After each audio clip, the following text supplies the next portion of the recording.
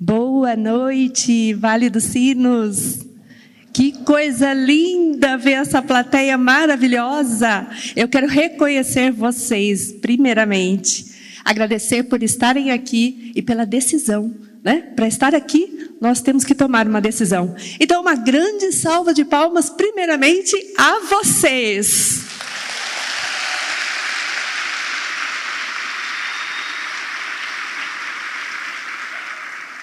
Que grande oportunidade estarmos aqui nessa noite com a presença do Dr. Augusto Cury. Eu gostaria de agradecer aos idealizadores desta noite, as empresas Dream Centers, Aplausos, AGE, Academia Gestão da Emoção, representadas aqui pelos gestores Luciano Cardoso, Juliano Fontoura, Paulo Dimas, Cadu Bernardes e suas equipes, Renan Rocha e demais colaboradores aqui presentes. Gostaria também de agradecer a todos que contribuíram para que essa noite se tornasse realidade. Sicredi, pioneira de 120 anos de história. Ibis Novo Hamburgo, Novo Hotel, Di Paolo Grill, Savaralto Mercedes-Benz. Que alegria ver esse teatro maravilhoso que nos acolhe, lotado, quase lotado. É muito gostoso. Eu gostaria de, nesse momento, me apresentar. Meu nome é Andréa Vitaliano, eu sou da equipe do Dr. Augusto Cury. Sou graduada em Filosofia, pós-graduada em Psicologia Positiva, Neurociência Comportamental, sou jornalista e comunicadora. Gente, enquanto o Dr. Augusto se prepara para subir ao palco, eu vou preparar vocês para recebê-los, tudo bem? Vocês me permitem? Sim? Quem está aqui com grande expectativa nessa noite? Gente, alguém não levantou a mão, vou fazer a pergunta de novo. Quem aqui está com grandes expectativas essa noite? Quanto maior a expectativa de vocês, maior o nosso nível de aproveitamento. E eu vou contar uma pequena história, um trechinho da minha vida para vocês. Vou compartilhar aqui uma experiência. Quem olha para mim hoje fala, nossa, que mulher de sorte. E não foi bem assim. Eu comecei exatamente aonde vocês estão. Bem sentadinhos aí. Por isso eu honro cada um de vocês. Eu me casei muito nova, logo tive o meu primeiro filho. E as coisas eram bem difíceis naquela época. Só que eu tinha uma paixão. A minha paixão eram os livros. Foi aí que eu me deparei com o primeiro livro que eu li do Dr. Augusto Cury. Eu até trouxe ele. Se alguém da produção puder trazer o livro aqui, por favor. Uma salva de palmas para o Luciano, gente. Muito obrigada. Esse aqui, o Código da Inteligência, me acompanhou durante anos e está até com as folhinhas amarelinhas. Eu não tinha condições de estudar naquela época, só que os livros eram meus grandes companheiros. E esse aqui foi meu livro de cabeceira. Estava ali, sempre do meu lado. E com ele eu aprendi a lidar com as minhas angústias. Num belo dia, meu filho já tinha 3 anos, já estava na hora de ir para a creche. Entrei em um grande hospital da minha cidade. Lá, eu me deparei com a sala de treinamentos. Uma menina simples, sofrida. Olhei tudo aquilo e disse assim, eu quero ser uma treinadora comportamental. E aí as minhas amigas riam muito. Mas que você não tem dinheiro para nada, você não sabe nem falar. Como é que você vai ser uma treinadora comportamental? Foi nesse momento que eu decidi. Falei, vou fazer um curso com o Dr. Augusto Cury. Como formar mentes brilhantes. Lá fui eu, para a cidade de Campinas, peguei o ônibus, deixei as crianças pequenas em casa com o marido e fui fazer o primeiro curso. E sentei assim, ó, como você, na primeira fila. Meus olhos brilhavam, meu coração saltava. E eu pensava, meu Deus, que coisa linda, ajudar as pessoas a serem melhores. Na hora do almoço, o doutor ia autografar livros. E eu pensei, ou eu almoço, ou eu vou pedir um autógrafo para ele. O que eu faço? Eu vou pedir um autógrafo para ele. E fiquei eu lá naquela fila. Chegou a minha vez, eu olhei para o doutor e logo abracei. quebrei todos os protocolos e disse: doutor, eu quero ser como o senhor quando eu crescer. Olha a pretensão. Ele olhou para mim e abriu um largo sorriso. Ele é um ser humano gigante. Quando a gente chega perto do doutor Augusto, a gente sente essa energia. Aí ele falou: qual é o seu desejo? O desejo do seu coração. Falei: ai, doutor, a situação é tão difícil lá em casa, tudo tão apertado, mas eu tenho um sonho. Eu queria treinar pessoas, ajudar as pessoas a serem melhores. Aí ele disse assim: faça filosofia, olhando para os meus olhos. Aí eu falei: nossa, filosofia agora não dá, né? Não tem dinheiro para fazer uma faculdade agora. E aí tirei a minha foto, peguei meu livro, fui embora para casa transbordando felicidade e esperança de um dia conseguir chegar lá. Pessoal, naquela época a gente não tinha facilidade dos cursos online. Hoje nós temos. Está tudo na palma das nossas mãos. Mas naquela época não. Então a situação era difícil. Tinha que gastar com hotel, tinha que gastar com transporte, com comida. O esforço era muito grande. E sobre isso eu vou falar com vocês no final da palestra. Sobre os cursos online, a facilidade que nós temos hoje na palma das nossas mãos. Nós preparamos uma surpresa para vocês. E aí, os anos se passaram. Eu me formei, tornei-me uma especialista, sou uma treinadora comportamental renomada, atuo em grandes empresas do Brasil. Além disso, sou palestrante e escrevi o meu livro. Olha só, hein, pessoal? E na pandemia, eu recebi um convite de ser uma apresentadora de TV nas maiores emissoras do nosso país. SBT, TV Record. E sou muito feliz por isso. Então, eu tenho muito a que agradecer. Primeiro a Andréia, que decidiu dar passos, teve coragem, não abaixou a cabeça diante dos desafios da vida. E depois, agradecer aqueles que me inspiraram.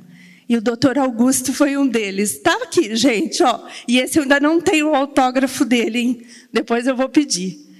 Então, para vocês, o que eu desejo essa noite é que vocês vivam essa imersão. Abram o coração de vocês. Se permitam, porque vale a pena. A minha virada de chave aconteceu aqui. Sonhem, não parem onde vocês estão. No término da palestra, eu volto para falar um pouquinho mais sobre a surpresa que nós preparamos para vocês com muito carinho e pensando muito em cada um que possa usufruir, crescer e depois multiplicar conhecimentos. Vocês estão prontos? Eu não ouvi, está muito baixo. Vocês estão prontos? Então nós vamos agora chamar... Vamos preparar esse pessoal mais um pouquinho? Vocês têm um vídeo pronto aí, por favor? Então vamos lá.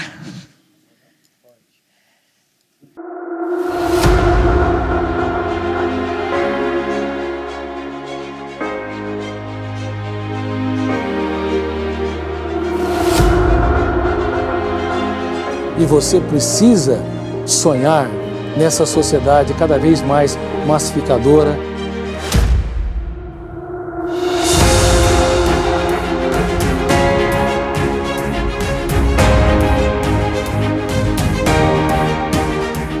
Você precisa ter um romance com a sua própria história. Você não é mais um número na multidão. Você é um ser humano único.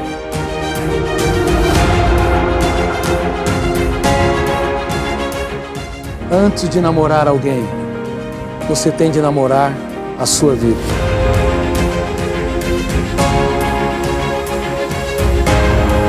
É tua responsabilidade aprender a não comprar aquilo que não te pertence.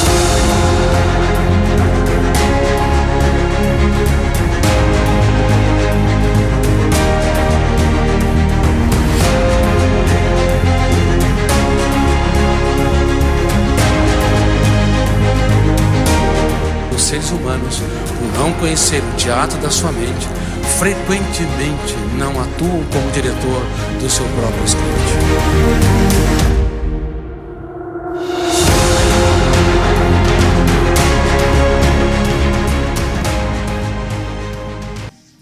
E agora sim, com vocês, Dr. Augusto Cury, psiquiatra, escritor, com mais de 32 milhões de livros em mais de 70 países, um mestre em gestão da emoção. E, por favor, uma salva de palmas!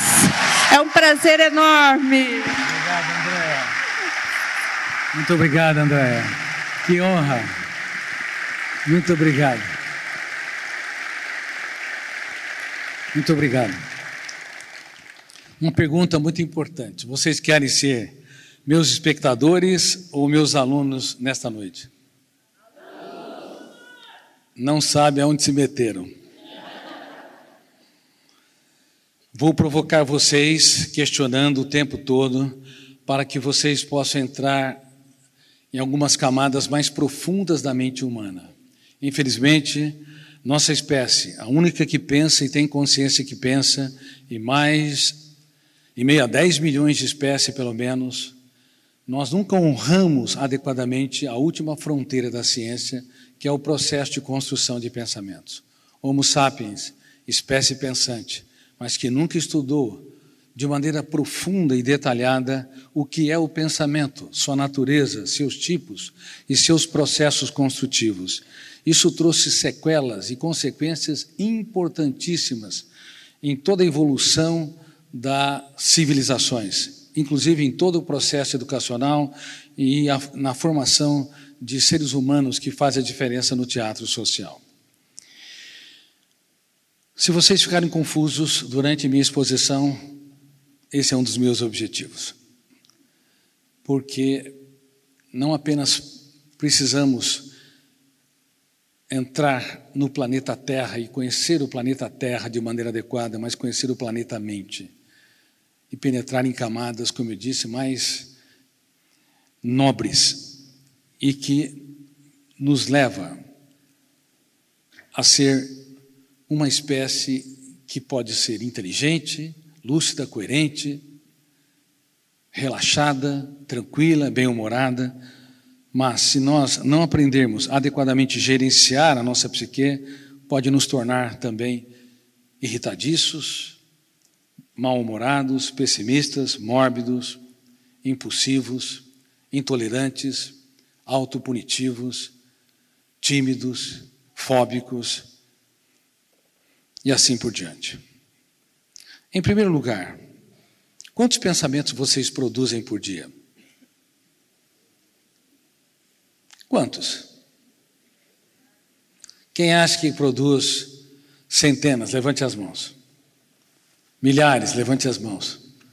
Milhões, levante as mãos. Vocês pensam muito, hein? De fato, nós produzimos centenas de milhares de pensamentos. Alguns são mais elaborados, outros são menos elaborados, alguns são bem conscientes, outros, você acorda de manhã e não consegue entender por que está angustiado, triste, ou então no domingo à tarde, ou quando o tempo se fecha, você não entende por que eu estou mais angustiado, não alegre. O que financia essa multiplicidade de pensamentos e emoções em nossa psique? E por que nós somos uma usina ininterrupta de ideias? Por quê? Porque o Homo sapiens não consegue interromper a construção de pensamentos, nem com a meditação, nem com o mindfulness, nem com qualquer outra terapia. Pensar não é uma opção do Homo sapiens. Pensar é uma inevitabilidade. Porque até a tentativa de interromper o pensamento já é um pensamento. É a consciência da interrupção. Mas quais são os fenômenos que lêem a memória e constroem cadeias de pensamentos? Isso nunca foi estudado.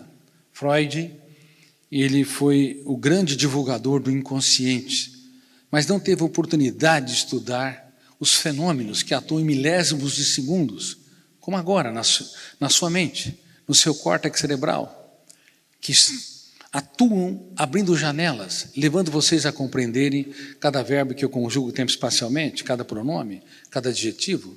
Como vocês o fazem? Imagine se vocês pegassem uma arma e apontassem para Nova York e acertassem uma mosca voando. Isso seria quase que impossível. Mas por que nós entramos na memória, em meio a milhões ou a bilhões de opções, conseguimos entender os estímulos que se apresentam todos os dias, milhares de vezes? Porque vocês entendem as palavras que as pessoas dizem, se vocês não programam esse entendimento. Se vocês entram na memória, no escuro dela, e conseguem acertar os alvos das janelas ou dos arquivos para definir, interpretar, conceituar os estímulos que estão ao seu redor. Que fenômenos são esses? Gravem isso. O primeiro ato do teatro mental nunca é consciente. Ele é inconsciente. E ele começa a ser patrocinado pelo fenômeno que lê a memória em milésimos de segundos. Ele dispara milhares, centenas de milhares de vezes por dia. E eu chamo de fenômeno do gatilho da memória ou fenômeno da autochecagem da memória. Então, enquanto eu estou falando, esse gatilho está disparando em nuvens, abrindo os arquivos da sua mente. Abre muitos arquivos. E o segundo fenômeno são as janelas da memória. Janelas da memória é a maneira ou é o fenômeno pelo qual você enxerga o mundo e reage a ele. Nos computadores, quando você abre os arquivos, você tem um panorama de todos os dados para assimilar as informações ou um comando. No córtex cerebral, nós só conseguimos assimilar, conceituar e definir através das janelas abertas. Se uma janela abre de maneira errática, você vai interpretar e reagir de maneira inadequada, anacrônica. É por isso que pais prometem amar os seus filhos, se entregar, cuidar deles, mas quando, às vezes, eles o decepcionam, detonam o gatilho, ao invés de abrir janelas light para que eles se tornem tolerantes, abertos, inclusivos, calmos, para educar bem. Se a janela for killer, o terceiro fenômeno entra em cena, a âncora da memória. E se o volume de tensão for muito grande, a âncora fecha o circuito. Quando ela fecha o circuito, milhares de arquivos ou janelas não são abertas com milhões de dados para que possamos dar respostas inteligentes nas situações estressantes. O resultado é que, nos primeiros 30 segundos de tensão, você pode cometer os maiores erros da sua vida. Nos primeiros 30 segundos de tensão, nós podemos falar as palavras que jamais deveríamos dizer para os nossos filhos, atitudes que jamais deveríamos ter para com os nossos alunos, ou reações que jamais deveríamos expressar para quem nós juramos amar, escolhemos amar, viver, dividir a nossa história. Você só me decepciona quando o pai fala isso para um filho. Ele fechou o circuito da memória. Ele deixou de ser um homo sapiens e passou a ser um homo bios, instintivo. Ah, você não vai virar nada na vida? Um professor, às vezes, aponta para um aluno que o frustrou. Naquele momento, o professor não é um educador brilhante, tolerante, lúcido, capaz de estimular o seu aluno a fazer a mais importante viagem que ele deve empreender, uma viagem para dentro de si mesmo. Porque no exato momento em que o aluno tem um comportamento que o contraria, não é o eu que representa a capacidade de escolha, o eu que representa a consciência crítica, que está encenando a peça teatral. São os fenômenos inconscientes, os atores coadjuvantes. Primeiro ator, gatilho da memória, repitam. Janela killer. Essa janela errada produz um volume de tensão, leva a âncora a fechar o circuito. Reitero, naquele momento, o Homo sapiens se torna Homo bios, instintivos. Quarto fenômeno, alto fluxo. O alto fluxo começa a ler e reler a memória. E quando ele começa a se fixar naquela janela, é como se fosse um disco de vinil que tem um problema, uma ranhura, e não se sai daquela letra, daquele tom, repetindo de maneira inapropriada aquela parte daquela música bela, mas que se torna chata, cansativa, inadequada. É por isso que pessoas notáveis também podem ser chatos, cansativos, podem ser predadores das pessoas que mais amam. Muitos casais iniciam um romance no céu do afeto, mas o terminam no inferno dos atritos. Conhece pessoas que brigaram a vida toda e não se separaram? Quem conhece? Levante as mãos. Nem vou perguntar se é você. Não apenas drogas viciam, drogas estimulantes como a cocaína, o crack, ou drogas depressoras do sistema nervoso central, como heroína, codeína e certos anestésicos potentes, como fentanil, mas também pessoas viciam em pessoas. Pessoas viciam em atritar, pessoas viciam em discutir, em ter a necessidade neurótica de que suas opiniões prevaleçam. Quando você separa o casal, eles são tão lúcidos, tão coerentes, organizam muito bem as ideias. Quando você os coloca juntos, Terceira Guerra Mundial. Brigam por bobagem, atritam-se por pequenas coisas. Por exemplo, toalha molhada em cima da cama. Cabelo fixo no espelho. O que mais? Ele errou o alvo do vaso sanitário.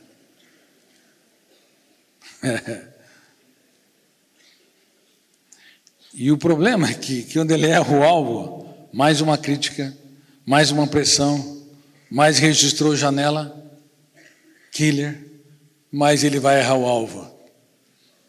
Minha filha, quando ele acertar o alvo, você diz: querido, você atira bem, hein? Como você tem autocontrole? Nós temos tendência a ter a necessidade neurótica de apontar falhas. E quem é um apontador de falhas está apto para conviver com máquinas e consertar máquinas, mas não para construir belas histórias de amor. E quantas pessoas se tornam apontadores de falhas? Quantas? Milhares? Milhões? Centenas de milhões? Que sociedade escapa dessa atitude doente, desrespeitosa e deselegante? As sociedades modernas têm sido construídas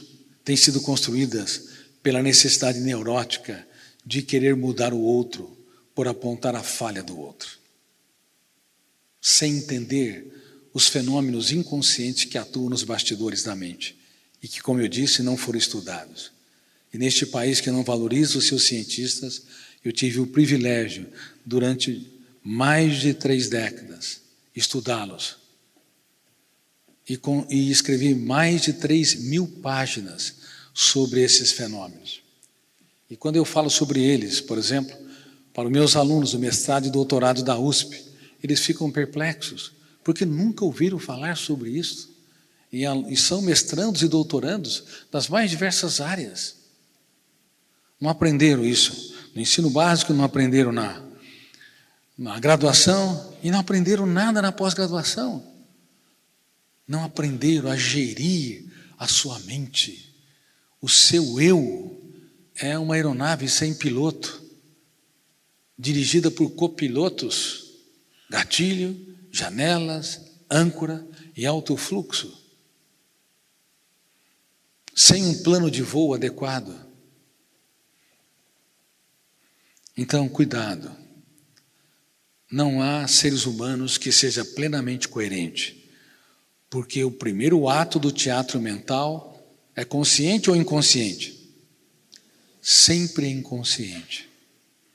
Detona o gatilho, abre janelas, se a janela for errada, for traumática, se conter fobias, ansiedade, irritabilidade, intolerância, impulsividade, necessidade neurótica de poder, necessidade neurótica de estar sempre certo, necessidade ansiosa de controlar os outros. Ou seja, se houver janelas com alto volume de tensão, a âncora entra em cena e o navio do processo de construção de pensamentos fica fixo naquele porto traumático. E o alto fluxo, o quarto fenômeno, começa a ler, reler, e quanto mais lê e relê, mais produz pensamentos perturbadores, mais produz emoções tensas, e aí entra um outro fenômeno que também não tinha sido estudado ao longo da história da psicologia, da psiquiatria, da sociologia e da psicopedagogia, que é o biógrafo do cérebro.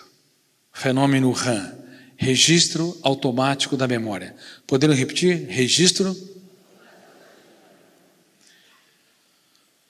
Há pessoas que detestam ser biografadas. Algumas até processaram os seus biógrafos não autorizados.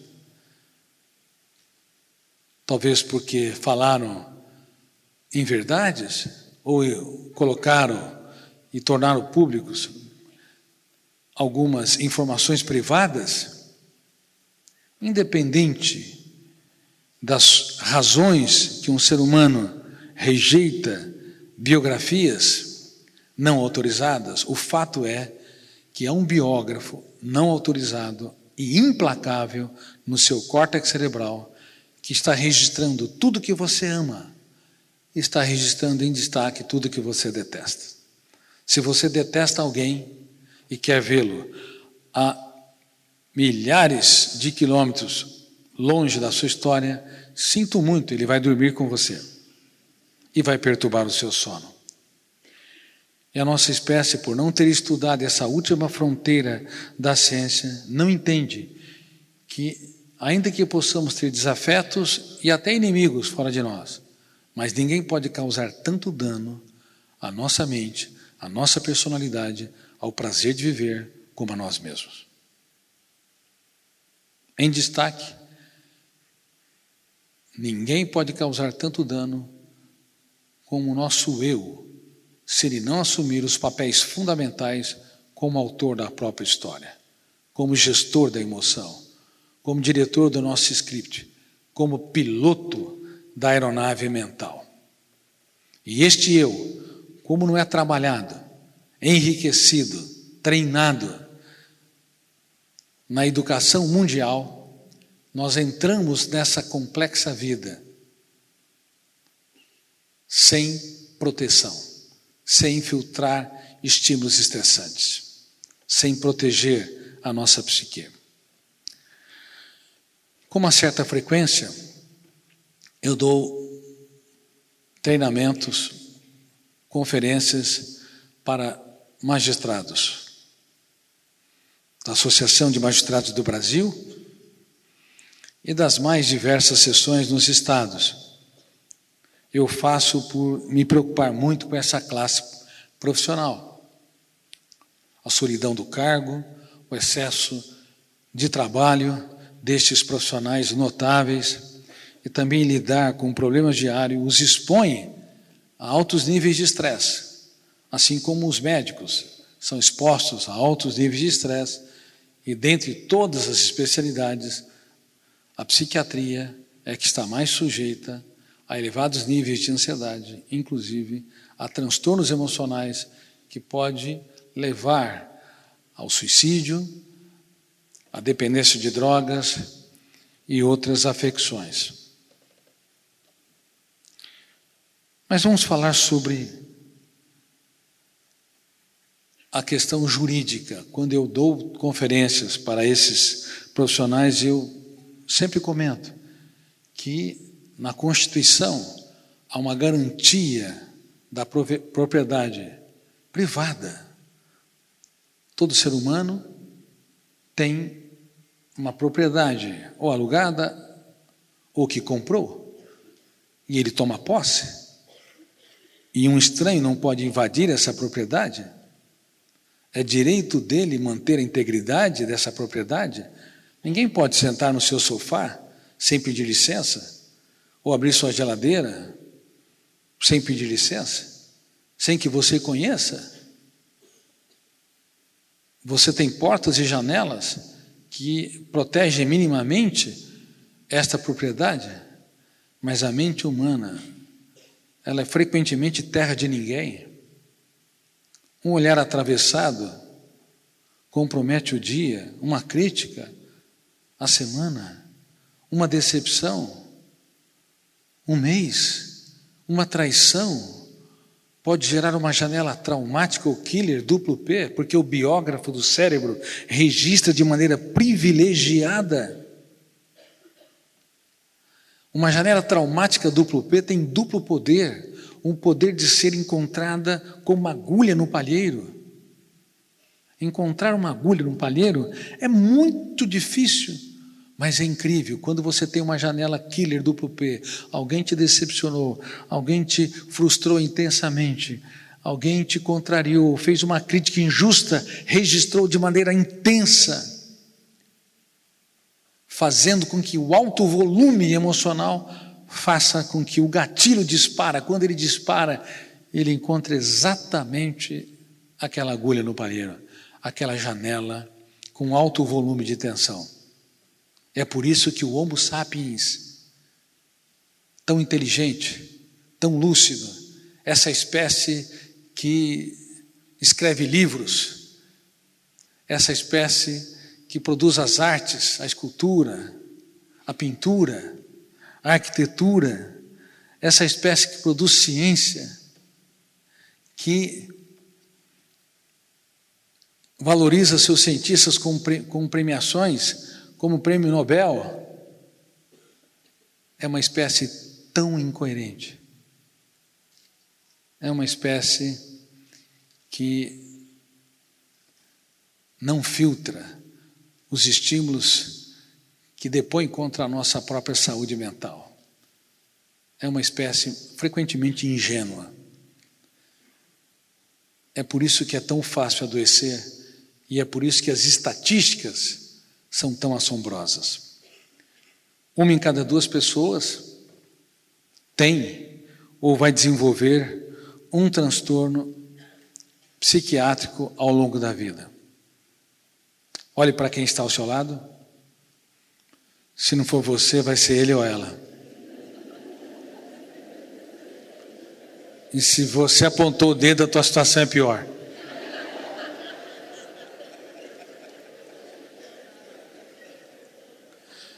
Metade da plateia dos alunos, metade dos colaboradores de uma empresa, metade dos habitantes de uma cidade, metade da população mundial. Guarde essa data, 15 de novembro, devemos atingir 8 bilhões de seres humanos. 4 bilhões, cedo ou tarde, deve desenvolver um transtorno psiquiátrico. E se você levar em consideração outros transtornos, como a síndrome do pensamento acelerado, a síndrome do padrão inatingível de beleza, síndrome PIB, a síndrome predador-presa, a síndrome do mal do logos estéreo, ou seja, você entulha a sua mente com informações, esgotando o seu cérebro, e são informações que não são utilizadas como conhecimento, e conhecimento não utilizado como experiência, experiência não utilizada para desenvolver habilidades socioemocionais, como pensar antes de reagir, trabalhar perdas e frustrações, se colocar no lugar do outro, a empatia, a ousadia, a capacidade de se reinventar. Então, quando você tem muitos dados, milhões de informações, e não as utiliza de maneira adequada, aquilo se torna lixo. É por isso que não é a quantidade de dados que determina o grau das respostas, a capacidade intelectual de um pensador. A minha teoria não apenas estuda o processo de construção de pensamentos, mas também o processo de formação de pensadores. Porque homens e mulheres saíram fora da curva, libertaram-se e imaginaram, foram proativos, desenvolveram novas ideias e fizeram a diferença no teatro social. Porque eram gênios?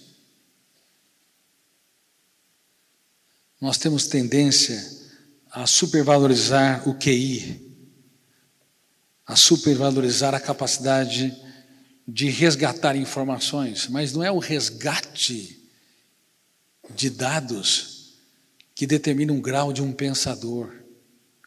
Hoje, um computador, por mais medíocre que seja, tem uma capacidade de resgate melhor que a nossa. É a organização dos dados. Einstein, com 26 a 27 anos, produziu sua teoria da relatividade. Não foi um brilhante aluno e não conseguiu espaço numa universidade para se tornar um professor, porque não tinha eloquência. Então foi trabalhar numa firma de patentes em Berna, sem nenhum grande apelo intelectual, carimbando e analisando documentos. E ali, sem o controle de um professor orientador, um professor doutor, dando as diretrizes básicas para que ele pudesse pesquisar. Ali livre, com todos os riscos, entendendo intuitivamente que quem vence sem riscos triunfa sem glórias. Quem tem medo dos riscos está fora do jogo da criatividade. Quem tem medo das vaias, das rejeições, das críticas, está fora do jogo da inovação, da capacidade de encantar, inclusive seus filhos, seu parceiro, sua parceira, e não apenas seus colaboradores. Quem vence sem riscos, triunfa sem glórias. Ali, naquela firma de patentes, Einstein libertou o mais complexo de todos os pensamentos. O pensamento imaginário, rebelde aos símbolos da língua. Nós supervalorizamos pessoas eloquentes, que falam de maneira apropriada, com uma cultura clássica, mas esse não é o mais nobre dos pensamentos. Não são as pessoas mais eloquentes que são as mais criativas. Não são as pessoas que conjugam melhor os verbos que são as mais ousadas. São aquelas que libertam o pensamento anticódigo, antilinguístico, o pensamento antidialético, ou o pensamento imaginário. Ele se via sentado num raio de luz e observava, como um louco, o que acontecia com o tempo e com o espaço. Assim, ele viu o mundo de maneira tridimensional. E ele ousou, portanto, andar por ares nunca antes respirados. Ousou correr todos os riscos para produzir novas ideias. E, sem perceber, também usou outra ferramenta que é fundamental para a formação de pensadores. Não apenas entendeu que quem vem sem riscos triunfa sem glórias, não apenas usou o pensamento mais complexo, que é o pensamento imaginário, mas também usou a arte da dúvida. A dúvida é o princípio da sabedoria na filosofia, na construção de novos pensamentos, novos conhecimentos e novas ideias. Quem nunca duvida de si mesmo, nunca vai romper o cárcere da rotina, nunca vai romper o cárcere da mesmice, das suas verdades absolutas. E só usa a arte da dúvida quem tem intimidade com a arte das perguntas. O tamanho das respostas de um ser humano, o grau de intelectualidade de um ser humano está na sua capacidade de perguntar. E as perguntas precisam da fonte das dúvidas. Uma criança pergunta muito ou pouco antes de entrar na escola? Muito. E com o passar do tempo, as crianças perguntam muito ou pouco? Os adolescentes e os universitários, muito ou pouco? Pouco. Eles vão se calando, porque a escola vai intoxicando os alunos com o pior dos pensamentos. O pensamento antidialético ou dialético? Dialético. O pensamento anticódigo ou codificado pelos símbolos da língua? Pensamento anticódigo. As escolas intoxicam os alunos com o pensamento dialético codificado e asfixiam o pensamento anticódigo. As crianças perguntam muito porque elas libertam o pensamento imaginário. E elas perguntam de tudo, colocando seus pais em saias justas. Porque o pensamento antidialético é a fonte da arte da dúvida, que é a fonte das perguntas, a fonte da curiosidade, a fonte da exploração. Um ser humano que deixou de perguntar, deixou de produzir, deixou de inovar. Em que época que um ser humano, em média, claro, com as devidas exceções, produz mais conhecimento? Na maturidade, quando ele é reconhecido intelectualmente, ou na imaturidade, quando ele não tem evidência social, não está no centro das atenções? Em que época normalmente? Na maturidade ou na imaturidade? Na imaturidade. As grandes descobertas da ciência foram produzidas na imaturidade dos pensadores. As grandes formas da matemática, ou ideias da matemática, foram produzidas até os 20 anos de idade. Porque depois que uma pessoa é reconhecida, é louvada, aplaudida, ela não corre mais riscos. Ela tem medo das vaias, medo da crítica, medo de andar por ares nunca antes respirados, medo de cair no ridículo, medo do medo, medo dos fantasmas mentais. Por isso, com meus alunos do programa de gestão da emoção, com meus alunos do programa que estimula vocês a conhecerem o teatro da mente humana, essa fronteira complexa da construção de pensamentos, essa fronteira complexa dos papéis consciente e inconsciente da memória, e essa fronteira notável do eu como gestor da psique, o eu como líder, piloto da aeronave mental, diretor do script, CEO ou presidente da única empresa que não pode falir, a mente humana. Com meus alunos, vocês têm de perceber que ainda que não tenham consciência, há várias armadilhas mentais que estão travando vocês, bloqueando vocês, seja para encantar quem vocês amam, sejam para impactar as pessoas que estão ao seu redor. Reitero, se tiverem medo dos riscos, estão fora do jogo. Se forem preocupados demais com a opinião, com a crítica dos outros, estão fora do jogo. Se não entenderem que a vida é um grande contrato de risco, cujas cláusulas mais importantes nunca foram definidas. Tem algum advogado aqui? Ótimo. Você permitiria que um cliente seu assinasse um contrato com cláusulas mal escritas? Não. E se não tivesse cláusulas? Seria um absurdo.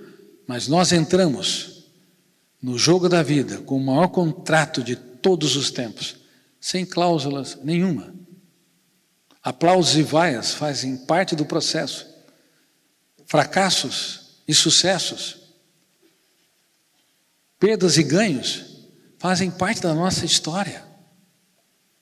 Aliás, nos dias mais tristes da nossa existência, nós podemos e devemos escrever os capítulos mais importantes da nossa vida.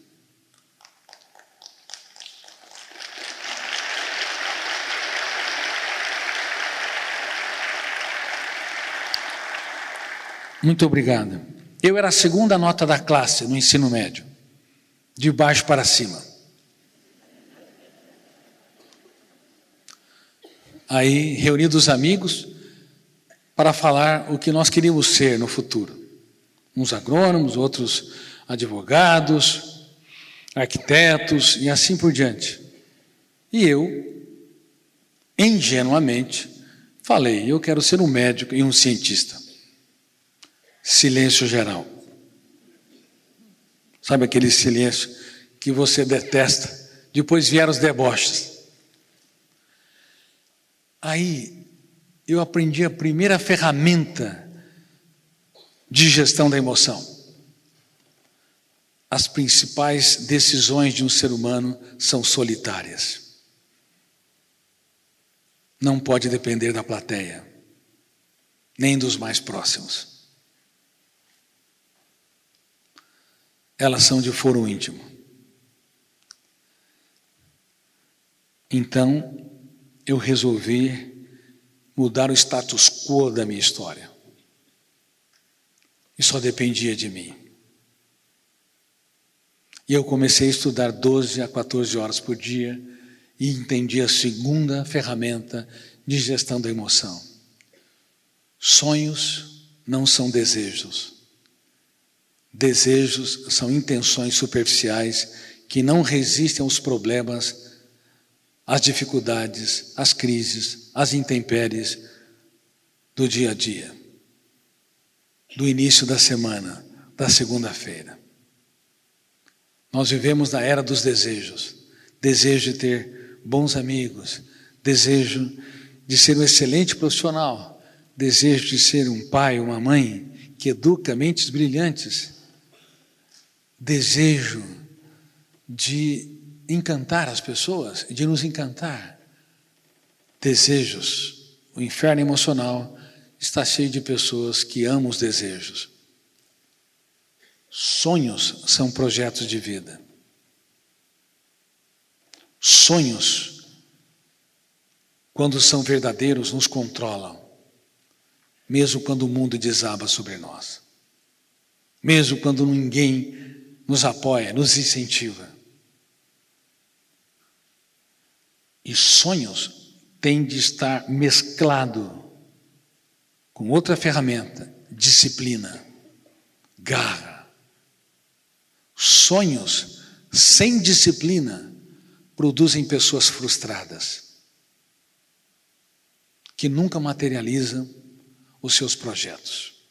E disciplina, garra, sem sonhos, produz pessoas autômatas, que só obedecem a ordens, que vivem numa mesmice sem fim, encarcerado por uma rotina massacrante. Você tem de unir essas duas ferramentas, sonhos e disciplina, porque se você divorcia-se delas, por mais que você seja culto, inteligente e capaz, você não consegue materializar os seus projetos. Eles se tornam como nuvens, névoas, que se dissipam ao calor do tempo. Então eu estudei 12 a 14 horas, sonhos e disciplina. Eu não entendia quase nada que os professores me falavam. Eu me cansava, meu cérebro vivia esgotado. Mas eu não desisti. Eu quero ser um médico. Eu tenho um sonho de ser um cientista. Eu vou trabalhar por isso. E entrei na faculdade de medicina. Entre os primeiros alunos, em mais de 1000 alunos. E quando estava na faculdade, quando parecia que o sol brilhava, e nenhum acidente poderia me abater, eu que gostava de festas e jantares, vários amigos, era sorridente, um sujeito sociável. No 2º para o 3º ano, eu passei pelo caos de um estado depressivo e percebi que as lágrimas que não se encenam no teatro do rosto, as lágrimas secas são mais penetrantes e doloridas do que aquelas que são visíveis.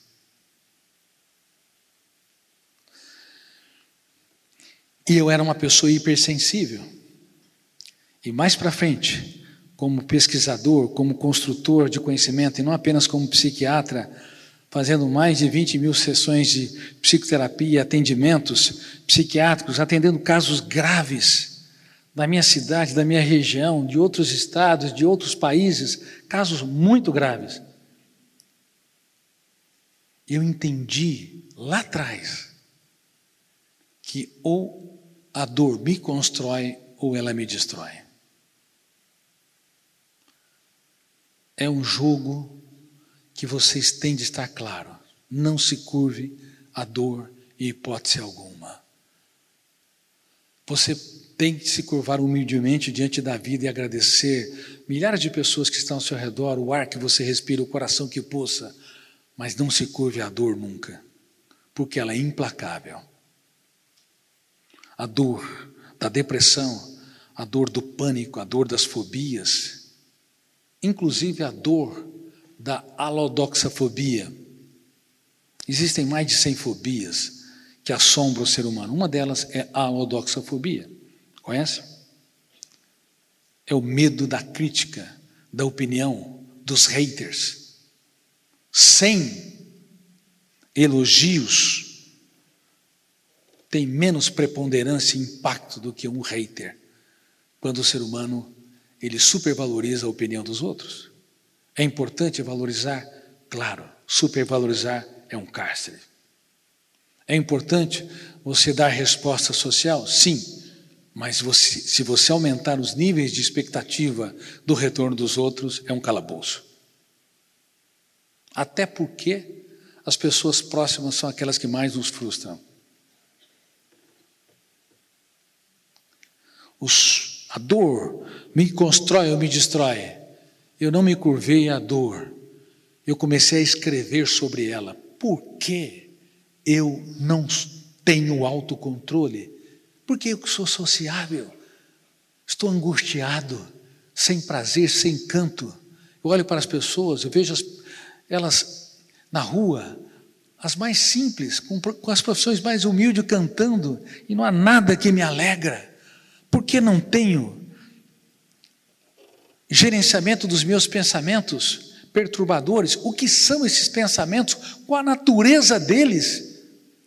Eu me lembro que eu já fazia perguntas corretas sobre essa fronteira complexa da ciência, o mundo dos pensamentos. E por que o mundo dos pensamentos é a última fronteira da ciência? Porque tudo está ligado aos pensamentos. Toda a construção científica são pensamentos. Toda a arte advém dos pensamentos.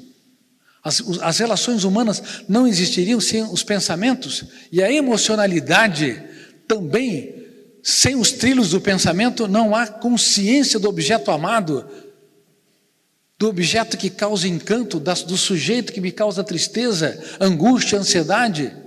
Sem os pensamentos você não define nem quem você é, você não existe para si mesmo, o mundo inexiste. Você é um átomo errante.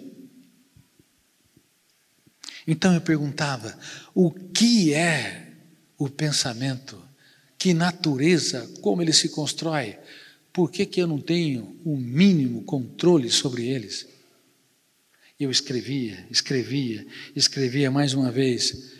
E eu me lembro que no 6º ano de medicina, eu ficava 4 horas por dia numa sala lúgubre, fria, cheirando mal, milhares de caixas de remédios, amostra grátis como lixo, lá no diretório acadêmico. E ninguém entendia por que eu, com aquela máquina Olivetti, estava fazendo, o que eu estava escrevendo? Estava escrevendo sobre o funcionamento da mente. Mas o médico deveria estudar fígado, baço, rim, pulmões, coração e não se preocupar com o funcionamento da mente. Mas a dor se tornou minha mestra. Eu não me curvei a ela. E depois que eu comecei a escrever sobre o psiquismo humano, depois que eu comecei a explorar, mesmo que estava perdido no emaranhado de dúvidas, eu nunca mais parei. E eu me lembro que no 6º ano, eu comecei a acurar a minha capacidade de observar. Então, para ser um pensador, não basta usar a arte da dúvida, não basta usar o pensamento antidialético, não basta aprender a correr riscos dosados para executar os seus sonhos, nem usar disciplina com esses sonhos. É necessário você observar o intangível, ouvir o inaudível.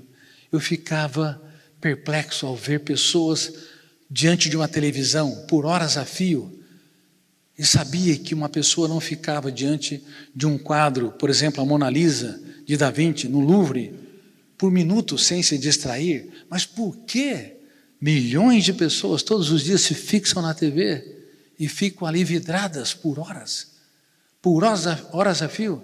Aí eu percebi que existe um fenômeno inconsciente chamado psicoadaptação, que é a incapacidade da emoção humana sentir prazer ou dor diante da exposição dos mesmos estímulos.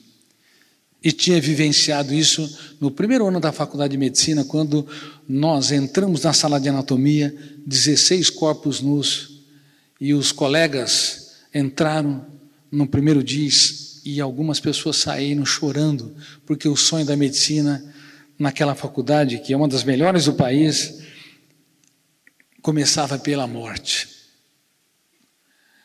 Os alunos saíram, depois entraram, e não sei se vocês tiveram a oportunidade de ler o livro O Futuro da Humanidade, que está em fase de roteiro para ser um filme. Aí o meu alter ego é o Marco Polo, e de repente Marco Polo levanta as mãos, e o professor não quer responder, mas ele insiste. Aí o professor fala: olha, pergunta só no final do expediente, mas eu vou abrir uma exceção. Pois não, garoto. Professor, qual o nome das pessoas que nós vamos dissecar? Professor espantado. Mas essas pessoas não têm nomes, não têm histórias, são mendigos, são psicóticos, que ninguém reclama o corpo. Só para fazer um adendo, nós estamos na era da solidão. Na Dinamarca, 1/4 a 1/5 das pessoas morrem sem que nenhum familiar reclame o corpo. Mais de 1 milhão de pessoas moram sozinhas, isoladas. Esse é um dos motivos que há alto índice de suicídios lá e nos países nórdicos, estão desenvolvidos como Suíça, Suécia, Finlândia e assim por diante. Aí Marco Polo insiste: meu alter ego, minha história. Mas professor, como é que eu posso dissecar veias, artérias e nervos sem conhecer as lágrimas que eles choraram, os pesadelos que tiveram,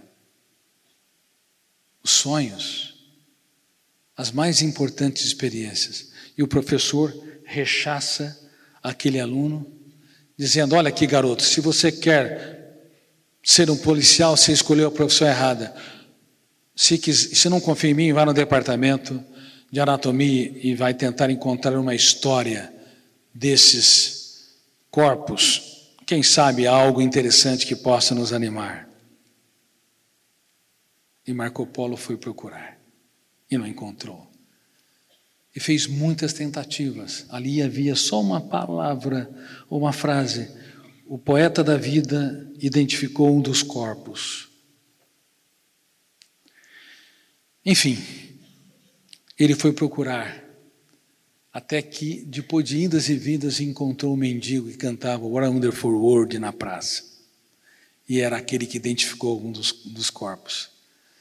Até que ele conquistou esse mendigo e levou esse mendigo na sala de anatomia. O professor ficou chocado. Os alunos, que já tinham se psicoadaptado aqueles corpos nus já brincavam com as mãos como se eles estivessem vivos. Psicoadaptação é a incapacidade da emoção humana sentir prazer ou dor diante da exposição do mesmo objeto. Eles se psicoadaptaram, não perceberam que ali havia uma história inenarrável, um ser humano único e irrepetível. Há um ser humano único e irrepetível por detrás, mesmo daqueles que te decepcionam. Por isso, vocês têm de aprender a ser garimpeiros de ouro. E um garimpeiro de ouro nunca produz o ouro, apenas remove as pedras.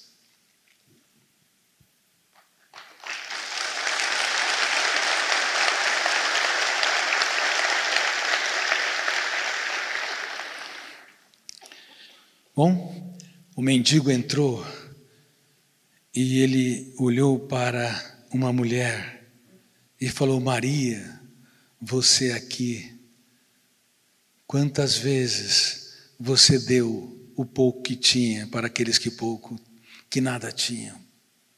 E andou mais alguns metros: general, você aqui, nos seus surtos você se achava imbatível, a morte nunca te atingiria. Mas não há grandes e pequenos no teatro da existência. Ela passa, a vida passa como gotas de orvalho, que por instantes aparecem e logo se dissipam aos primeiros raios solares do tempo. E começou a descrever aqueles corpos, até que chegou diante de um cadáver. Ele se prostrou e chorou e disse: vocês não são dignos de dissecar meu amigo. Ele foi um grande cientista, mas um dia, numa noite chuvosa, sofreu um acidente e perdeu sua esposa e seus filhos. E depressivo, procurou psiquiatras, mas antidepressivos tratam da depressão, mas não conseguem tratar do sentimento de culpa. E ele, deprimido, ao invés de tirar a sua vida, profundamente angustiado, ao invés de eliminar sua existência, saiu pelo mundo em busca do mais importante endereço, o endereço que poucos de vocês encontram ao longo da sua história. Ele diz: o endereço dentro de si mesmo. Enquanto ele tecia a história daquele cadáver, o professor arrogante se aproximou e olhou para a fotografia na parede e olhava para o corpo, fotografia e o corpo, e ele reconheceu que aquele corpo era do cientista que fundou aquela faculdade. E ele foi seu mestre, e há muitos anos estava desaparecido. Então ele confessou: esse homem me ensinou muitas coisas, mas eu não aprendi a arte da sensibilidade. E diante de toda a plateia, ele pediu desculpas e reconheceu o seu erro. E uma pessoa grande é uma pessoa que reconhece erros. Ela se faz pequena para tornar os pequenos grandes. E é por isso que o homem mais inteligente da história, quando estava na fortaleza Antônia, açoitado, ferido, mutilado, era de se esperar que o gatilho da memória, o primeiro fenômeno inconsciente, abrisse uma janela killer tão grande, o medo da morte, a angústia, a ansiedade, fechasse o circuito pela âncora e o alto fluxo só lesse e relesse a possibilidade de morrer.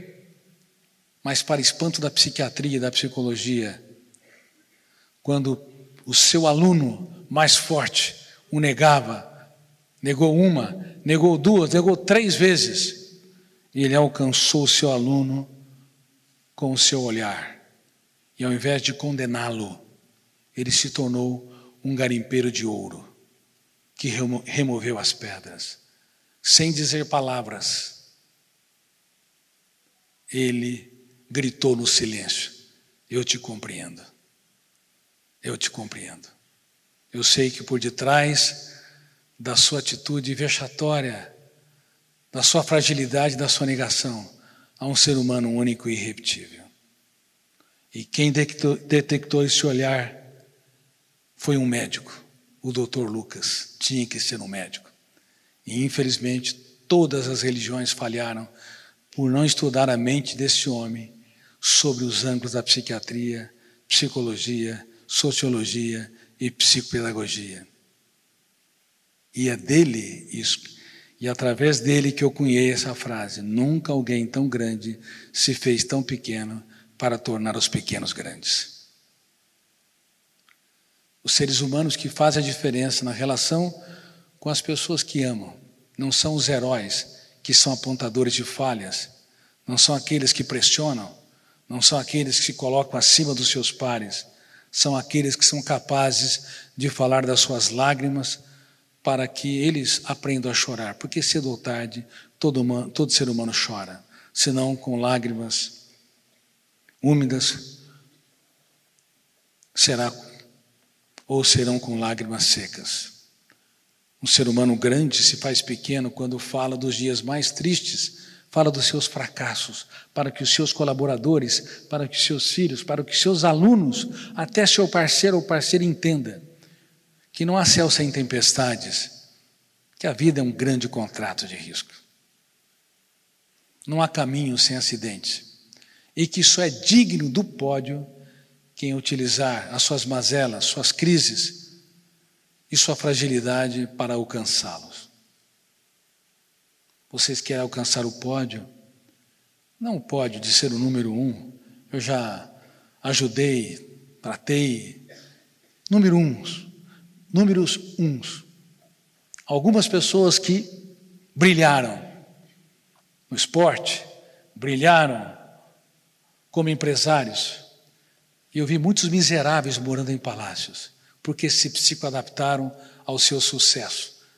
No começo, um aplauso tocava o território da emoção. Depois, o ribombar de um estádio não conseguia mais encantá-los.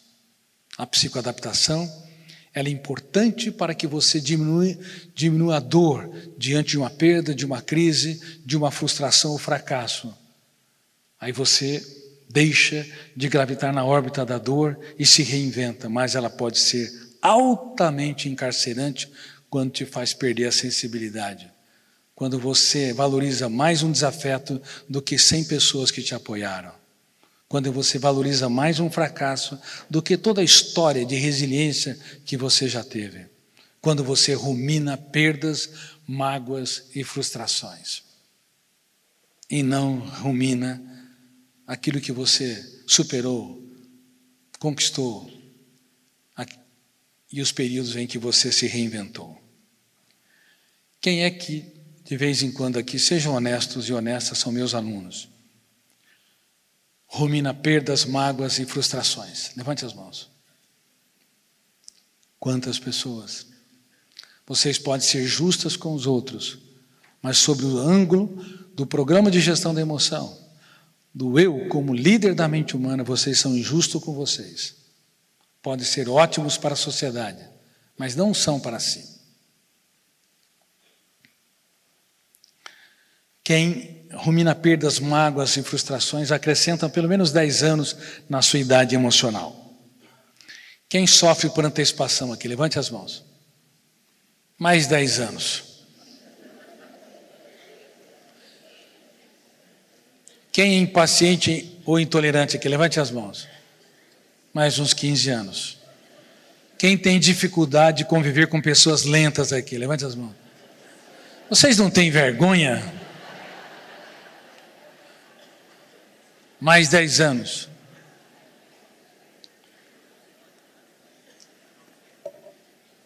O problema é que toda pessoa acelerada ama estressar os outros. Dr. Cury, casei com um homem muito lento, complicado e complexo. Minha filha, se você escolher um homem muito lento, complicado e complexo para viver, você não deve ser tão fácil.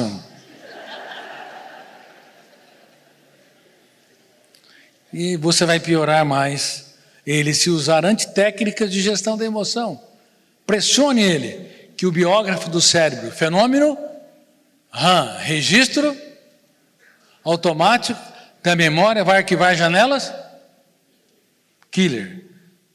Quanto mais janelas traumáticas, mais você retroalimenta aquilo que você mais detesta. A melhor maneira de transformar uma pessoa teimosa em super teimosa é querer mudá-la. Repitam comigo: ninguém muda ninguém. Eu tenho o poder de piorar os outros e não de mudá-los. Mas você pode contribuir para que eles se reciclem, usando técnicas de gestão da emoção. Lembra-se, eu falei várias delas. Sonhos e disciplina, a dor me constrói ou me destrói. As principais decisões são de foro íntimo. Agora outras na relação interpessoal. Por favor, mude a era do apontamento de falhas para a era da celebração dos acertos. Uma pessoa que contribui para que o outro se recicle, se reinvente, é um elogiador, um provocador elogiador. Faz muitas perguntas e elogia comportamentos diminutos. Ele é lento. Quando ele é um pouco mais rápido, parabéns, querido, como você é um avião. Ele é uma pessoa impulsiva, bateu, levou. Mas teve um momento em que ele foi dosado. Querido, que autocontrole é esse? Quando você começa a exaltar comportamentos diminutos na sua rotina diária, mudando a sua agenda, você vai mexer com os fenômenos inconscientes que constroem cadeias de pensamentos. E um verão não se faz com uma andorinha, mas com um bando de andorinhas. E uma característica de personalidade não muda através de uma janela solitária. É necessário uma plataforma de janelas. Então, se você muda a sua agenda, começando a elogiar comportamentos que passam despercebidos. Desapercebido é desatento. Despercebido é não observado. Não seja desapercebidas ou desapercebidos. Por favor, observem aquilo que passa despercebido. Comece a exaltar colaboradores que estão ao seu redor. Comece a exaltar os seus filhos. Teu aluno acabou de te decepcionar. Você para tudo e ao invés de reagir pelo fenômeno, ação e reação, porque quando você reage, ação e reação, violência com violência, detona o gatilho, abre janela, light ou killer? Saudável ou doente? Doente, killer. E quem entra em cena como terceiro fenômeno? Gatilho da memória, janela, terceiro fenômeno, âncora. Ela fixa o navio da leitura da memória naquela área pontiforme. Fechou o circuito. E o alto fluxo começa a ler e reler. E o teatro mental que começa pelo inconsciente continua pelo inconsciente. E o eu vai para a plateia como espectador passivo e não como autor da própria história. Agora vocês entendem por que o ser humano faz guerras sendo tão mortal. Por quê? Porque detona o gatilho, abre a janela aqui, fecha o circuito, retroalimenta-se com um alto fluxo e o eu não consegue ser autor da própria história, não consegue perceber que a vida é efêmera, é breve, como eu disse, como névoa que por um instante aparece e logo se dissipa aos primeiros raios solares do tempo. Porque pais elevam o tom de voz de maneira desproporcional, porque casais dizem: eu prometo que te amarei na saúde e na doença, na alegria e na tristeza, na miséria e na fortuna, por todos os dias da minha vida, eu minto que te amarei. na verdade, tem boas intenções, tem desejos, mas não é um projeto de vida. Desejos não são sonhos. E lembre-se, o inferno emocional está cheio de pessoas bem intencionadas. Então, eu prometo que eu vou treinar meu eu para ser autor da própria história, para te valorizar, para ver um charme nos seus defeitos. Você consegue ver um charme nos defeitos dele ou dela?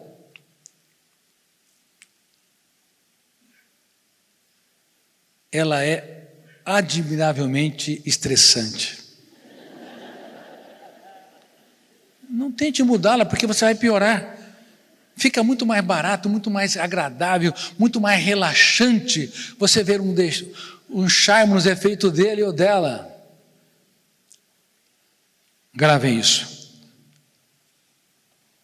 O amor começa pela emoção. Repitem.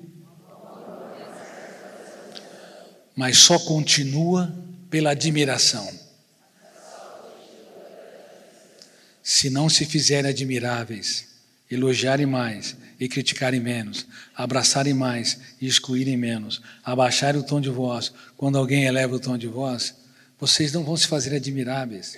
Se não trocarem experiências, se não aprenderem a mostrar que são seres humanos em construção, seres humanos que sabem falar das suas lágrimas para quem está ao seu redor, aprender a chorar as deles. Isso é dar aquilo que o dinheiro não compra. Reitero. Quantos pais nunca chamaram os seus filhos para falar dos dias mais tristes da sua história? Nunca. São ótimos para dar ensinamentos, regras, manuais de éticas. São ótimos, como eu disse, para apontar falhas. Mas são péssimos para transferir o capital das experiências, aquilo que o dinheiro não pode comprar. Como vamos formar plataforma de janelas lights? Lembra-se, um verão é formado com uma andorinha ou um bando de andorinhas? E uma característica de personalidade se expressa através de uma janela ou arquivo solitário ou uma plataforma de janelas? Uma plataforma de janelas. Você semeia com perseverança e colhe com paciência. É fácil mudar a personalidade? Não, não é fácil. Não é fácil mudar a personalidade. Porque cada característica, como a timidez, a insegurança, a irritabilidade, a hipersensibilidade, onde pequenos problemas têm um impacto muito grande, a impulsividade, cada característica é formada por milhares de janelas. Uma pessoa não é insegura porque ela o quer, ela não é fóbica. Por exemplo, glossofobia, 75% das pessoas têm medo de falar em público. Algumas pessoas preferem enfrentar risco de morrer do que enfrentar plateias. Quem tem timidez ou insegurança aqui? Levante as mãos. Eu sei que grande parte, levante as mãos. E as pessoas tímidas estão entre as melhores da sociedade. Ótimas para os outros, péssimas para si mesmas. Precisa-se de um grupo de janelas para expressar espontaneamente características de personalidade. Inclusive para rejuvenescer a emoção. Qual a sua idade emocional? 1 século? Você quer ver outra característica que tem me preocupado demais? Em todos os países que eu dou conferência é a mesma coisa. Quem é que cobra demais de si mesmo? Levante as mãos. Parabéns, estão aptos para trabalhar numa financeira. Cobrar demais de si mesmo é ser um carrasco da saúde mental, um algoz. Toda pessoa que cobra demais pode ser ótimo para a sociedade, mas não é para si. E outra coisa, cobrar demais de si pode gerar plataformas que impedem a ousadia, a capacidade de libertar o pensamento mais complexo. Qual que é? Dialético ou antidialético? Antidialético, o pensamento imaginário para dar respostas brilhantes e ousadas nas situações estressantes. Quem cobra demais de si acaba tendo dificuldades de pensar multifocalmente para dar respostas em ambientes onde há plateias, públicos grandes ou trabalho em equipe. São pessoas notáveis, mas não para si. Por isso que nós estamos na era antinarcisística. Esse termo, narcisismo, foi trazido por Freud. Uma pessoa egoísta, egocêntrica, individualista, excetuando aqueles que vivem nas redes sociais, expressando uma felicidade falsa, um recorte da realidade, pessoas saradas, sorrindo constantemente, com sucesso fácil, aquela felicidade artificial, excetuando esse egocentrismo e narcisismo que existe nas redes sociais, patrocinada não por poucos influenciadores. De um modo geral, as pessoas são anti-egoístas, anti-narcisísticas, elas são autocobradoras, são autopunitivas. Isso é muito sério. Claro que mesmo uma pessoa que se cobra demais pode ter momentos de arrogância, de egocentrismo, individualismo, mas tende uma pessoa que cobra demais de si ser mais ética, mais correta, querer acertar mais, imprimir mais respostas inteligentes nos desafios que se apresentam. Só que acaba se tornando contraproducente, porque o arquivo de janelas traumáticas e killers vai asfixiando o encanto pela vida, o prazer de viver. E é por isso que, mesmo pessoas que não tiveram perdas, abusos, traumas importantes na primeira infância, pode ter uma vida infeliz na vida adulta, na adolescência e na vida adulta, se houver autocobranças, se aumentar os níveis de exigência para ser feliz, relaxado e realizado. Quem me promete que de hoje em diante vai relaxar mais, se cobrar menos, vai elogiar mais e criticar menos, vai sofrer menos por antecipação e ruminar perdas, mágoas e frustrações com menos frequência? Levante as mãos. Eu não confio em vocês. Claro, sou seu professor e tem que ser transparente. No calor da segunda-feira, vocês vão perceber que vão continuar nessa roda viva, a não ser que vocês treinem o seu eu para ser autor da sua própria história. Vocês treinem namorar a vida. Dá um abraço em você. Abraça você. Tem pessoas que nunca se abraçaram. Dá um abraço em você. Como é que você chama? Não. Fernando, dá um abraço em você, Fernando.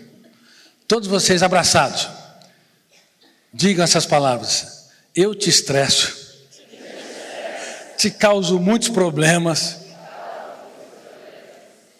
Mas eu vou treinar meu eu para namorar a vida. Ver um charme nos meus defeitos e nos defeitos dos outros. Parabéns para você. Agora vocês devem se aplaudir.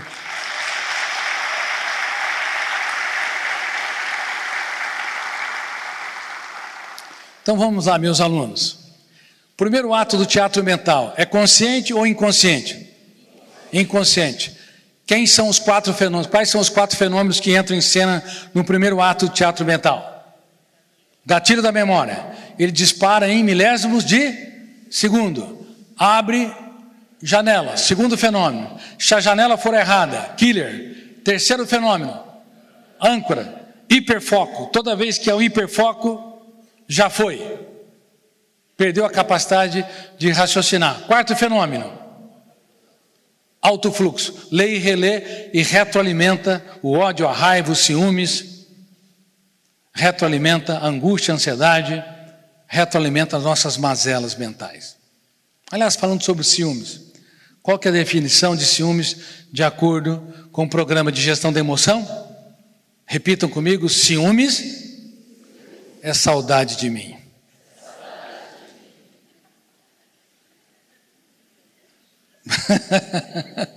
Eu exijo do outro, da outra, a atenção que eu não dou para... Parabéns.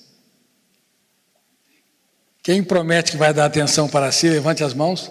Cuidado. Cuidado que vocês, no seu dia a dia, vão se colocar no rodapé da sua história. Cuidado. A tendência é nos colocarmos num lugar indigno da nossa própria história. O pensamento é real ou virtual?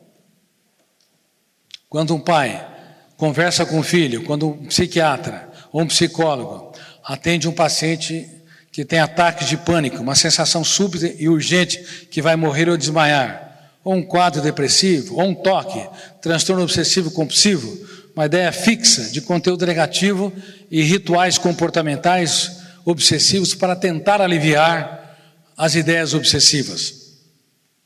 Por exemplo, uma pessoa que vai para casa e passa debaixo de um viaduto, tem que circular 3 ou 4 vezes antes de continuar ir para casa, senão vai acontecer um desastre, um acidente no caminho, alguém vai ter uma saúde comprometida na sua família. O pensamento fixo é transtorno obsessivo. E a compulsão é o ritual para tentar aliviar essas ideias fixas. Por isso o transtorno obsessivo compulsivo. Uma pessoa vai num shopping, entra numa loja e desce todas as roupas e não leva nenhuma. Deixa em estado de pânico a atendente. Ou uma pessoa que compra muitos pares de sapatos ou muitas roupas, inclusive menores do que consegue caber no seu corpo. Obsessão. E o ritual é a compulsão para tentar aliviar o estado de ansiedade gerado pelos pensamentos fixos. Transtorno obsessivo compulsivo. Bom, um psiquiatra, quando atende um paciente ou um psicólogo, o pensamento que ele utiliza nas intervenções é real ou virtual? Quando vocês debatem com seus colegas e amigos, é real ou virtual o pensamento? Parabéns, erraram. O pensamento sempre é virtual. O pensamento consciente nunca incorpora a realidade do objeto pensado. Esse foi um dos maiores erros que ocorreu na ciência. Nós utilizamos o pensamento como se ele fosse real. Por que elevamos o tom de voz? Porque acreditamos que o tom de voz, que é uma expressão do pensamento, é real para mudar o outro. E ninguém muda? Ninguém. O outro, só ele mesmo pode se mudar. Por que o pensamento é virtual? Porque se não fosse virtual, você não conseguia construir ideias sobre o futuro. O futuro é uma realidade ou uma possibilidade? Portanto, na esfera da virtualidade, você desenha um futuro que não existe. Só é possível no mundo irreal dos pensamentos. O passado, ele é irretornável, mas nós remoemos o passado, construímos personagens, circunstâncias e ambientes que já vivemos e que foi arquivados como arranjo eletrônico, atômico no córtex cerebral. Mas você tem uma capacidade de resgatar e transformar aqueles códigos eletrônicos num filme na esfera do imaginário. O pensamento é virtual. Por isso você constrói personagens todos os dias. É por isso que você sonha. É por isso que você pode pensar numa pessoa querida agora, sem ter a realidade essencial dela. O pensamento nunca incorpora a realidade do objeto pensado. O pensamento, ele é virtual. E a emoção? É real ou virtual? A emoção, independente de como você a define, a conceitua, ela é real. Se você está triste e define como angústia, como ansiedade, não importa. a definição. Você está sofrendo. A emocionalidade, ela é essencial, substancial, ela é real. Mas a intelectualidade caminha na esfera da virtualidade. Então, nós temos dois mundos. O mundo da emoção, que é real, concreto, e o mundo dos pensamentos conscientes, porque tem um pensamento inconsciente, que eu não vou entrar em detalhes, que é o pensamento essencial, ele é real, ele é como se fosse o aeroporto para o avião dos pensamentos conscientes decolarem. Então tem o mundo dos pensamentos conscientes, que é virtual, e o mundo da emoção, que é real. Só que tem um problema. Um dos cursos que eu desenvolvi, muito sérios, é que a emoção não pode dominar nunca a mente humana, porque ela nunca vai passar de um bebê. Portanto, não existe inteligência emocional como sempre se acreditou, porque ela é inconsciente. Ela é real, concreta, mas é inconsciente. Ela não produz racionalidade, ela não tem inteligência, e ela não pode ter um cartão de crédito ilimitado, usando essa metáfora do cartão. Senão, uma barata vai se transformar num dinossauro. Um elevador num cubículo sem ar, gerando claustrofobia. À noite, para alguns, gera um medo, um pavor, nictofobia. A emoção, se ela domina o psiquismo humano, ela faz de um desafeto um inimigo a ser abatido. Ela transforma os políticos num radicalismo, tanto de esquerda quanto de direita, completamente insano.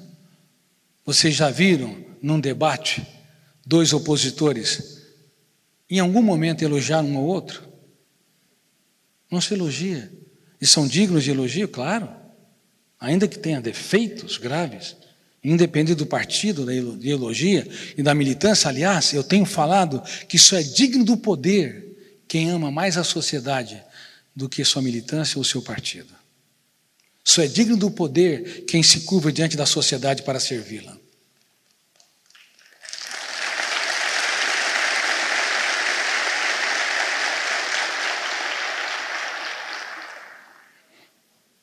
Queridos amigos, então há dois mundos que se conflitam, pensamento virtual e a emoção real. E há um outro elemento fundamental que está no meio desses dois universos e que deve geri-lo. Quem é? Quem? O eu. O eu, ele caminha tanto na esfera da virtualidade quanto na esfera da realidade.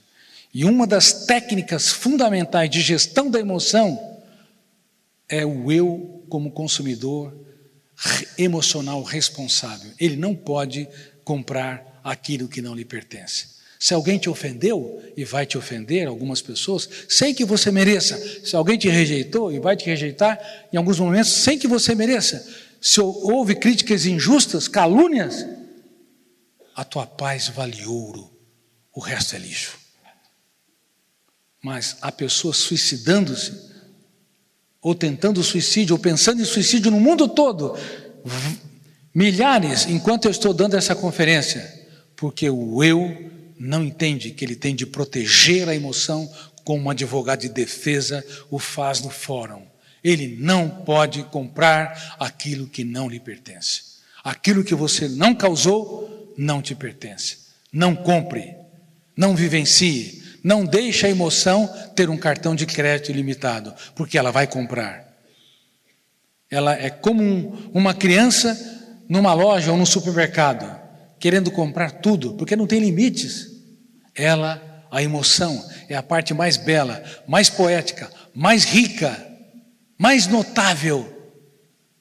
Ela dá sentido à existência, promove o prazer de viver, mas ela não pode dominar o psiquismo, senão ela se torna cruel. Quem tem que dominar Nem são os 4 copilotos, porque também eles se tornam cruéis. Detona o gatilho, abre janelas killers, a âncora fixa e o alto fluxo começa a produzir vários pensamentos perturbadores que ruminam o passado, antecipam o futuro, que geram uma celeuma de preocupações e a mente vira um trevo de ideias, de uma usina de pensamentos que nos asfixiam, retiram o oxigênio da liberdade. O eu tem que entrar em cena e dar um choque de lucidez nos pensamentos e um choque de lucidez na emoção. E uma das ferramentas é essa: minha paz vale ouro, o resto é lixo. E você tem de ensinar teus filhos todos os dias quem você ama todos os dias, porque não adianta falar, introjetar uma vez, é um treinamento, porque na prática a nossa paz não vale ouro. Na prática, muitas vezes ela é vendida por um preço vil, porque nós somos consumidores emocionais irresponsáveis. É por isso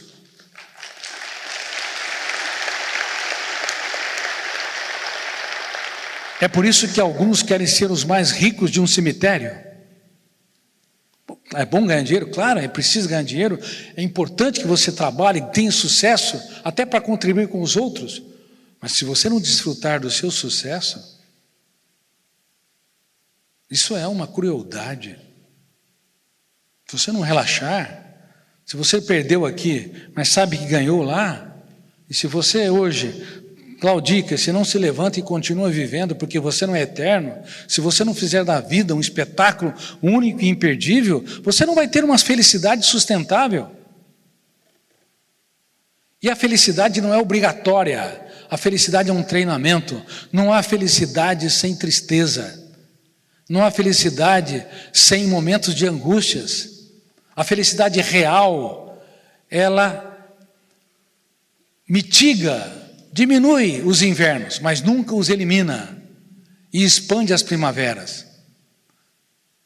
E nos invernos, algo acontece com os ramos. A escassez hídrica, os ventos cortantes e as baixas temperaturas produzem o quê? As flores. As flores não nascem nas primaveras. Elas são produzidas nos invernos e ali são secretadas as sementes.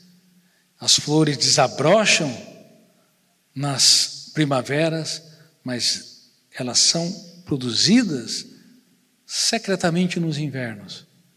E os frutos para perpetuar a vida através das sementes.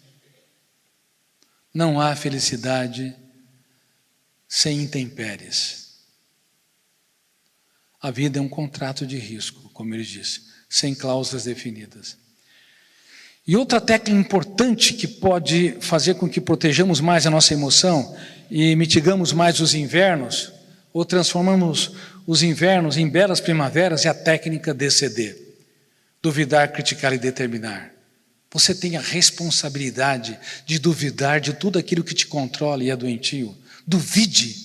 Duvide que você não seja capaz. Duvide que você não consiga libertar seu imaginário para dar respostas inteligentes. Duvide que você não consiga encantar as pessoas. Duvide que você não consiga influenciar teus colegas, teus amigos no seu trabalho, cumprimentando-os de maneira diferente, de maneira surpreendente, contribuindo com novas ideias. Porque tudo que você crê te controla. E se o que você crê é doente, isso pode se tornar uma masmorra que perpetua a vida toda. É por isso que as pessoas que têm timidez arrastam a timidez a vida toda. Pessoas impulsivas arrastam a sua impulsividade a vida toda. Tem pessoas que me dizem: doutor Cury, eu não levo desaforo para casa. Bateu, levou. Claro, você é um desequilibrado. Não leva desaforo para casa física, mas leva desaforo para casa mental. Por quê? Porque é um fenômeno inconsciente. Há um biógrafo chamado fenômeno registro automático da memória.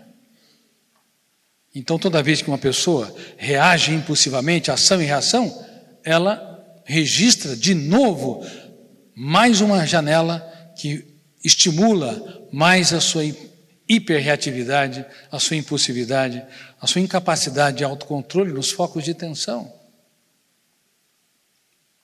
Duvide. Duvidar é importante. As pessoas não duvidam. Critique fortemente, poderosamente pensamentos perturbadores. Critique quando você rumina mágoas. Eu não sou obrigado a ruminar mágoas, perdas e frustrações. Eu quero usar o meu passado para construir o meu futuro. Olha, nunca se esqueça disso. O passado pode explicar o seu presente, pode explicar o presente de uma pessoa, se ela é irritadiça, angustiada, depressiva, pessimista, mas nunca deveria explicar o futuro. O futuro deveria ser a ação do eu, o tanto quanto possível como autor da própria história, como diretor do script. Caso contrário, nós vamos viver um vitimismo interminável. Vamos sempre explicar o presente e também o futuro pelo nosso passado. Por favor, cuidado com o vitimismo e estimule as pessoas não serem vítimas do seu passado. Já a dor foi grande, ela não pode servir como um cárcere para sequestrar o ser humano no único lugar que ele deveria ser livre. E determine estrategicamente ser autor da própria história. Critique pensamentos, impugne emoções tensas no silêncio da mente, sem ninguém estar ouvindo, e decida dirigir seu próprio script. Você tem de decidir ser gestor da sua própria história.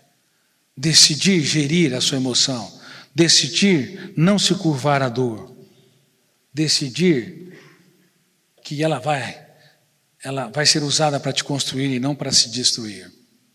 Então essa técnica, mesa redonda do eu, essa técnica DCD, duvidar, criticar e determinar, essa técnica onde nós introjetamos que a nossa paz vale ouro, o resto é insignificante, a técnica onde nós filtramos estímulos estressantes porque diminuímos os níveis de expectativa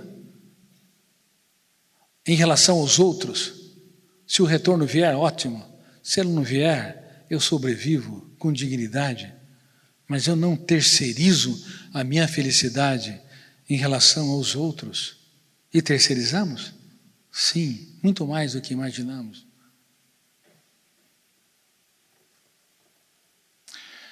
E para finalizar, por favor, nunca se esqueça que o seu eu, ele tem de ser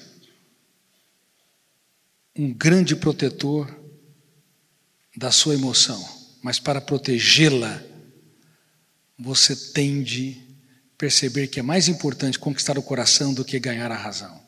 Uma pessoa que se defende demais nas relações interpessoais não é madura.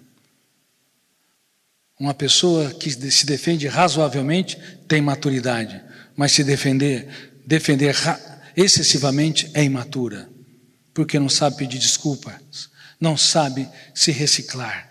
Quem não pede desculpas, quem não reconhece erros, não se recicla. A vida toda vai ter uma mente engessada, vai dançar a valsa da vida com inflexibilidade. E para se ter uma felicidade sustentável, é necessário ser flexível, é necessário ser mais relaxado, bem-humorado, é necessário você viver mais leve e de maneira mais profunda. E, por favor, não sejam repetitivos na relação com as pessoas. Quem repete 2 vezes a mesma correção é um pouco chato. 3 vezes é o quê? Muito chato. E 4 vezes ou mais? Quem que é insuportável aqui de vez em quando? Levante as mãos. Sejam honestos. Quanta gente. Vou tomar um pouco de água.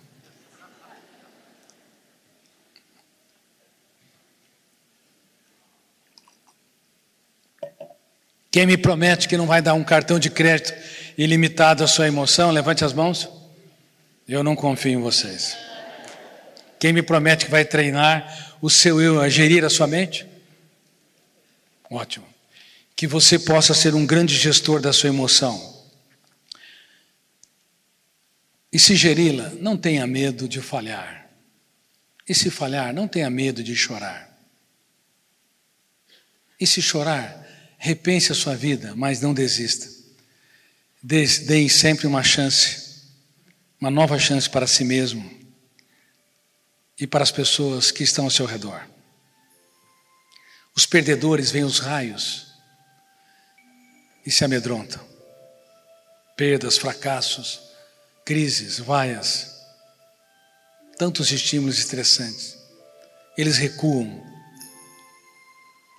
Mas os vencedores, no mesmo ambiente, veem a chuva, porque seu eu treina ser protagonista da sua história, não ser um espectador passivo no teatro da sua mente, assistindo às mazelas que se passam no território da emoção e na sua intelectualidade inerte, estéril.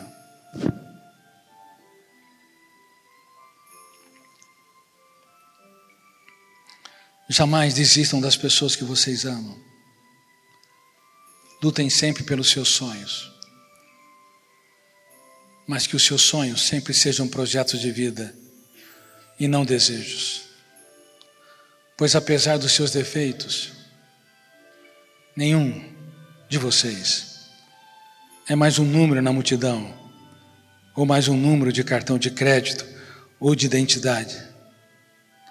Mas um ser humano complexo, único e irrepetível.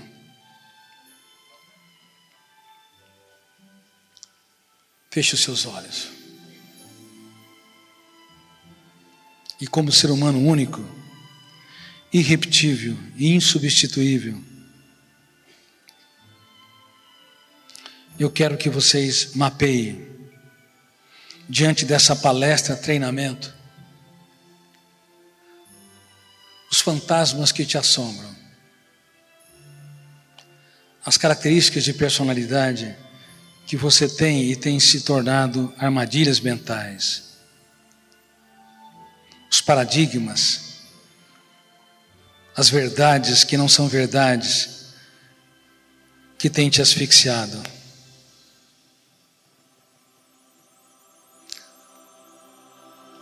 Mapeie sem reservas.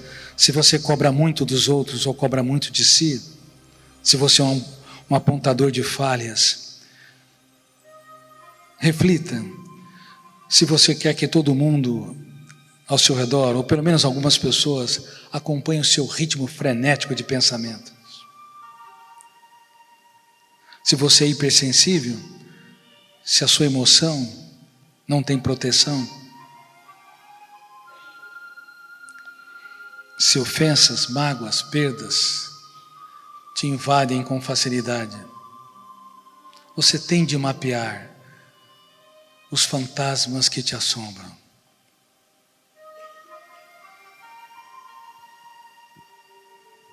Não se esqueça que ninguém pode fazer tanto mal a você quanto o seu eu, se não assumir o papel solene de protagonista da sua história.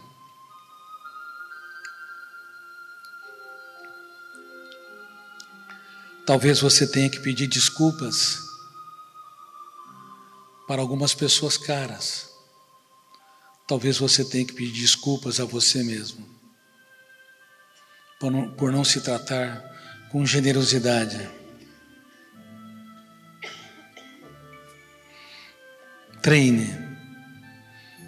Pense sobre isso. Treinar, namorar a vida.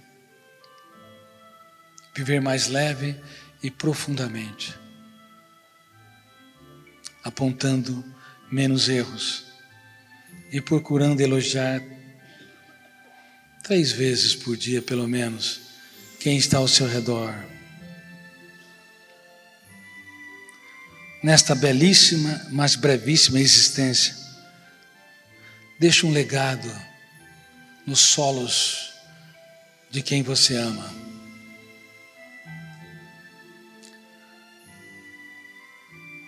Um ser humano que impacta, ainda que tenha erros, que influencia, ainda que tropece. Uma pessoa de raro quilate.